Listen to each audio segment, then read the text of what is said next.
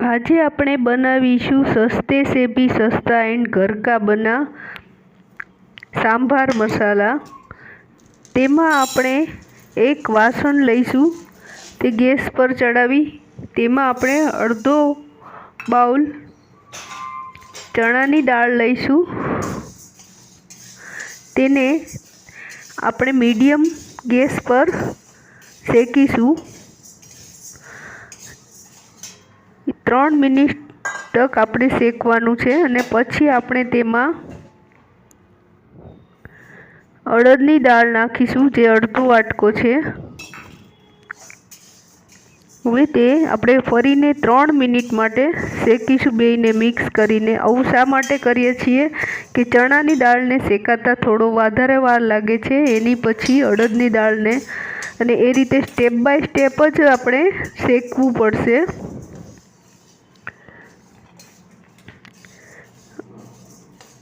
હવે આપણે 3 મિનિટ શેક્યા પછી આપણે તેમાં નાખીશું અડધો બાઉલ ચોખા। આમાં કોઈ ક્વોન્ટિટી વધઘટ થાય તો કોઈ વાંધો નથી આવતો। અહીંયા મેં તુરની દાળ નથી લીધી, કારણ કે આપણે જનરલ તુરની દાળથી જ બનાવતા હોઈએ, તુરની દાળમાં જ બનાવતા હોઈએ છીએ, એટલા માટે।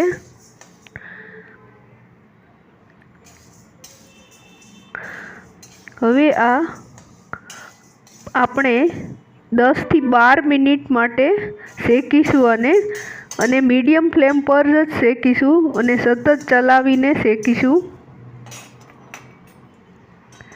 હવે તે શેકાઈ ગયું છે। હવે આપણે એ જ વાસણમાં પાછા આખા ધાણા નાખીશું અને તરત જ પછી આપણે તેમાં 1 ચમચી મેથીના દાણા નાખ્યા છે મેં। હવે તેમાં 1 ચમચી જીરું, 1 ચમચો છે મોટો, એ નાખેલો છે, ચમચીને એ। હવે તેમાં આપણે 1 ચમચો તીખા યાની મરી નાખ્યા છે, અડધો બાઉલથી થોડું ઓછું। ટોપરાના વાટકામાંથી ચિપ્સ કરીને જે નાખી છે મેં। હવે તેમાં અડધો બાઉલ મેં તીખા મરચાં નાખ્યા છે। આ બધું આપણે હવે 10 મિનિટ માટે સ્લો ફ્લેમ પર જ શેકીશું। હા, મીડિયમ નહીં, સ્લો ફ્લેમ પર જ।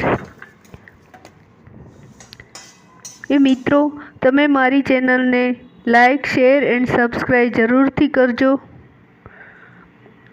અને આનો ઉપયોગ આપણે જે ઢોસા માટે મસાલો બનાવીએ છીએ તેમાં પણ થોડો 1 ચમચી નાખશો તો બહુ સરસ લાગશે। જરૂર એ ટ્રાય કરજો। અને એ આ જ પાવડરમાંથી જે બને એવી ચટણી હું તમને બનાવીને બતાવીશ।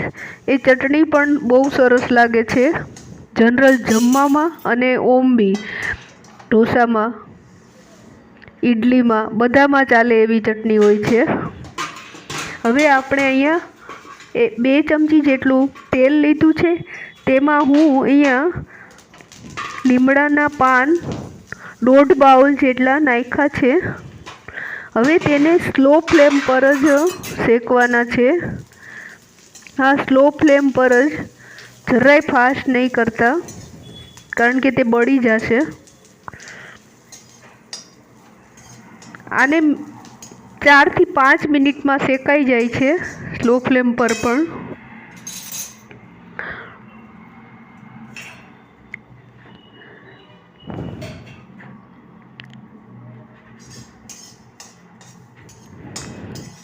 હવે આપણે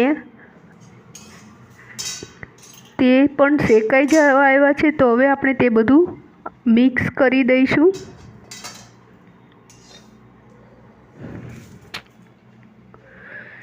અહીંયા બધું મેં મિક્સ કર્યું છે। હવે તેમાં આપણે થોડું મીઠું નાખીશું।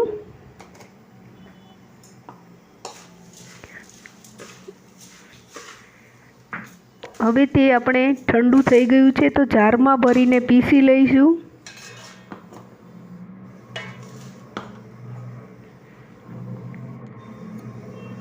મેં પીસી લીધું છે અને હું આ આંખથી ચાળી લઉં છું અને આ વધેલો ભાગ છે તે પાછો આપણે જારમાં નાખીશું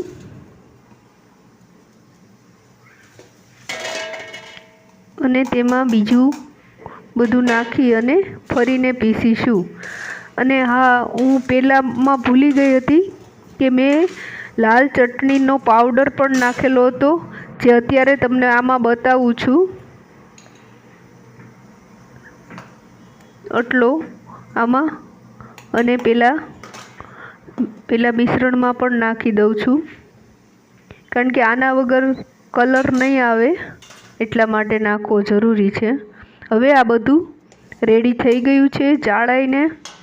હવે તમે આને એક એરટાઈટ જારમાં ભરી લઈશું.